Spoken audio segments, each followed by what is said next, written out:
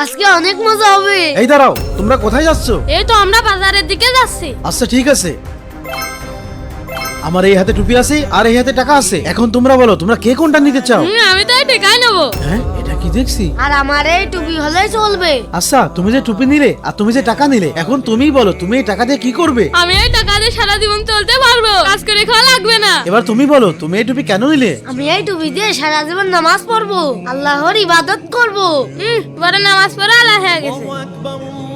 বন্ধু আজান দিয়ে দিল, চল নামাজ পড়তে যাই। আমার এখন অনেক টাকা, তুই namas পড়তে যা, আমি চলে গেলাম।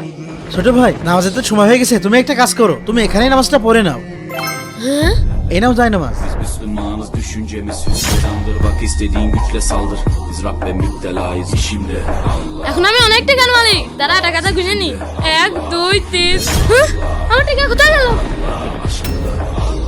Aslında Allah, kanımda Allah. এই খানে টাকা কিভাবে আসলো? আশেপাশে তো কেউ নেই। আলহামদুলিল্লাহ। ছোট্ট বন্ধুরা, আল্লাহ চাইলে সবকিছু সম্ভব। ভিডিওটি ভালো লাগলে চ্যানেলটি সাবস্ক্রাইব করুন।